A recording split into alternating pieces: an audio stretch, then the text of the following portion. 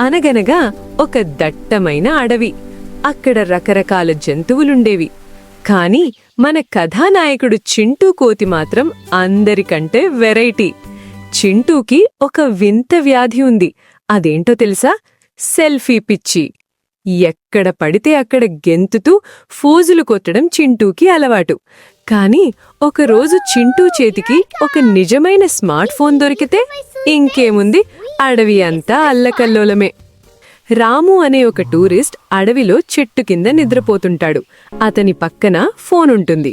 చింటూ మెల్లగా వచ్చి ఆ ఫోన్ కొట్టేస్తుంది. అబ్బో, ఇదేదో మెరుస్తోంది. మనుషులు దీనివైపు చూస్తూ నవ్వుకుంటారు గదా. ఓ, ఇదా మాయా పెట్టే స్మార్ట్ ఫోన్ అన్నమాట. ఇవాళ దీంతో నా అందాన్ని మొత్తం ఫోటోలు తీసేస్తా. చింటూ అనుకోకుండా కెమెరా ఆన్ చేస్తుంది. తన ముఖం స్క్రీన్ మీద కనిపించగానే చింటూ షాక్ అవుతుంది. అమ్మో, ఎవరి అందగాడు? నాలాగే ఉన్నాడు. వీడు నేనే గదా. భలే ఉన్నానే. ఒక్క నిమిషం, స్టైల్గా జుట్టు సరిచేసుకుందాం. ముక్కు ఎగబీలుస్తూ నాలుక బయటపెట్టి మొదటి సెల్ఫీ దిగుతుంది. క్లిక్!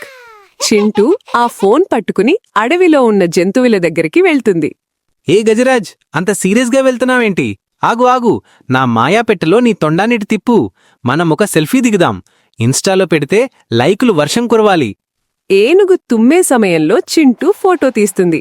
ఆ ఫోటోలో ఏనుగు ముఖం వికారంగా వస్తుంది.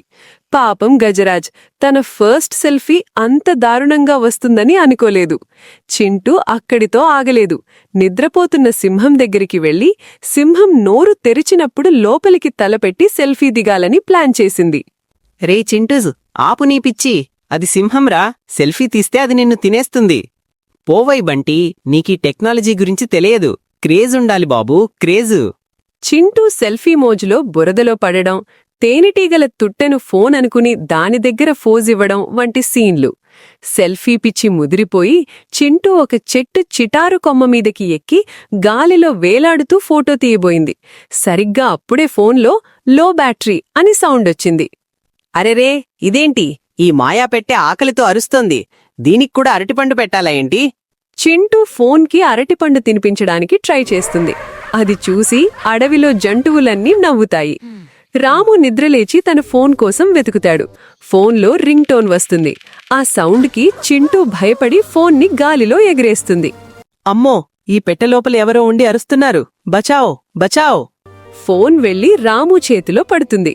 రాము గ్యాలరీ ఓపెన్ చేసి చూస్తే అందులో చింటూ దిగిన పిచ్చి పిచ్చి ఫోటోలు, కోతి చేష్టలు చూసి షాక్ అవుతాడు.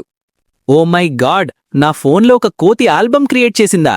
ఇది ఇంటర్నెట్లో పెడితే వైరల్ అయిపోతుంది. రాము అక్కడ్నుండి వెళ్ళిపోతాడు.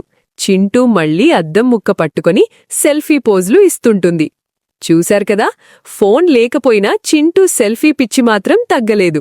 కాని బంటి వచ్చి ఒక మాట చెప్పింది. ఫోన్లో నీ ముఖం చూసుకోవడం కాదు చింటూ, ఈ అందమైన ప్రకృతిని కళ్లతో చూసి ఆనందించు అని.